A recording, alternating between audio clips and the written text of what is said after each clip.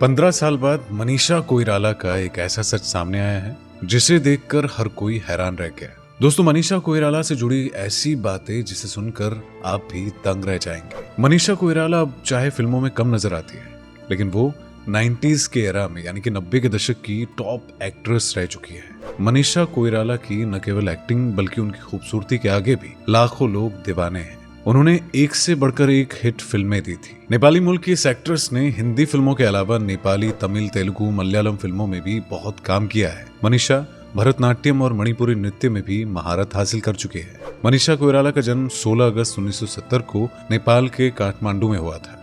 उनके पिता का नाम प्रकाश कोइराला और मां का नाम सुषमा कोइराला है। उनके पिता नेपाल राजनीति में कैबिनेट मंत्री है। इसके बाद क्योंकि उनकी दादी का मायका वाराणसी में था, ऐसे में मनीषा ने अपनी 10वीं तक की पढ़ाई पूरी करने के बाद वो अपनी आगे की पढ़ाई के लिए दिल्ली आ गई। मनीषा ने कभी एक्ट्रेस बनने का सपना भी नहीं देखा था, वो डॉक्टर बनना चाहती थी। तो यहीं पर रहते हुए उनके विचारों में जो मॉडर्न थिंकिंग आई, तो उसके बाद उन्होंने फिर मॉडलिंग की ओर अपना रुख किया। लेकिन मॉडलिंग ने उनके लिए बॉलीवुड के रास्ते खोल दिए। लेकिन बॉलीवुड में आने के बाद मनीषा कोइराला ने कभी सोचा नहीं होगा कि उन्हें अपनी जिंदगी में इतने उतार चढ़ाव देखने पड़ेंगे और उनकी जिंदगी में घटी ऐसी घटनाएं उनकी जिंदगी का रुख बदल देगी। मनीषा ने अपने एक्टिंग करियर की शुरुआत 1989 में आई नेपाली फिल्म फेरी भेटुला से की थी। मनीषा कोइराला को बॉलीवुड में सबसे पहला ब्रेक सुभाष घई ने दिया था। 1991 में आई फिल्म सौदागर ने मनीषा को बॉलीवुड में जगह दिलाने का काम किया और फिल्म में उस समय 2 लेजेंड कलाकार राजकुमार और दिलीप कुमार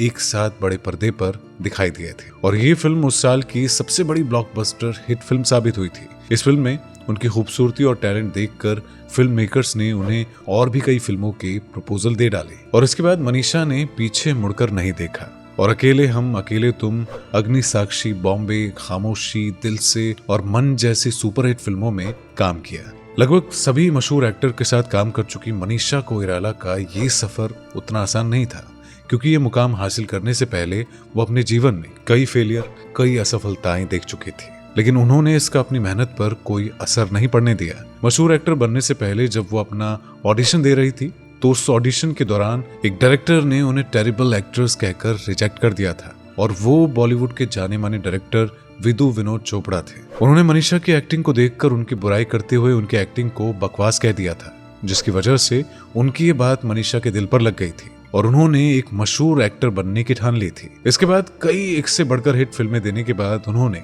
एक मशहूर एक्टर बनकर विदु को मुंह तोड़ जवाब दिया था। लेकिन मनीषा की पर्सनल जिंदगी हमेशा सुर्खियों में बनी रही, क्योंकि उनका निजी जीवन बहुत ही दर्दनाक रहा।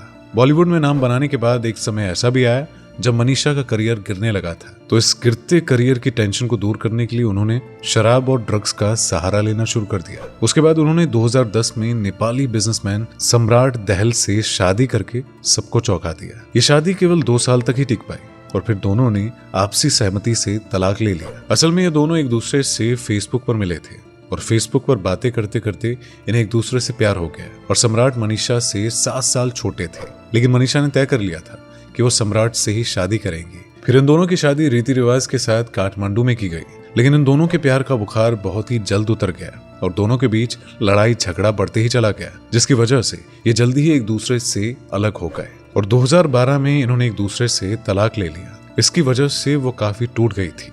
इतना ही नहीं, बल्कि उससे पहले भी उनके साथ एक और कंट्रोवर्सी हुई थी। तो मनीषा कोइराला ने कई बड़े स्टार्स के साथ काम किया था। उन्हीं में से एक नाना पाटेकर के साथ भी कुछ फिल्मों में वो नजर आ चुके हैं। कहा जाता है कि फिल्म में काम करने के दौरान दोनों को एक दूसरे से प्यार हो गया था। दोनों अक्सर एक दूसरे से छुपकर मिलने लगे थे। हालांकि नाना पहले से ही शादीशुदा थे और उनका एक बेटा भी था और वो उम्र में मनीषा से 20 साल बड़े भी थे। नाना मनीषा को लेकर काफी पजेसिव थे, लेकिन वो अपने परिवार को छोड़ना नहीं चाहते थे। इसी वजह से वो मनीषा से शादी नहीं कर सकते थे। उस दौर में दोनों के अफेयर के खूब चर्चे थे, लेकिन बाद में दोनों अलग हो गए। तो इन सभी घटनाओं पर चलते वो डिप्रेशन में जाने लगी और इस सब को भुलाने के लिए उन्होंने दारू पीना शुरू कर दिया। ज्यादा दारू पीने की वजह से उनकी तबीयत खराब हो गई, जिस वजह से उन्हें मुंबई के अस्पताल में दाखिल करवाया गया। लेकिन हॉस्पिटल में इलाज के दौरान उन्हें एक और झटका लगा कि जब उन्हें पता चला कि उनके गर्भाशय यानी कि यूट्रस में कैंसर है। ऐसे में वो कुछ भी समझ नहीं पा रही थी और उन्हें लग रहा था कि उनकी जिंदगी बहुत ही जल्द खत्म हो जाएगी। लेकिन थोड़ी हिम्मत करने के बाद वो अपना इलाज कराने न्यूयॉर्क चली गई तकरीबन 1 साल चली ट्रीटमेंट के बाद जब वो ठीक होकर भारत लौटी तो उन्होंने अपने फैंस को इसके बारे में जानकारी देते हुए लोगों को अवेयर करने के लिए अपनी जिंदगी पर लिखी किताब के जरिए अपनी बीती जिंदगी और स्ट्रगल की कहानी दुनिया के सामने रखी। और इतना सब कुछ हो जाने के बाद फिर उन्होंने 2017 में फिल्म डियर माया से फिर वापसी की और इसके बाद ये अब कई नई फिल्मों में काम भी कर रही है। तो दोस्तों, आपको मनीषा कोइराला की जिंदगी के बारे में जानकर कैसा लगा, इसके बारे में कमेंट करके जरूर बताइएगा। चैनल पर नए हैं तो चैनल को सब्सक्राइब कीजिएगा और इस वीडियो को लाइक कीजिएगा।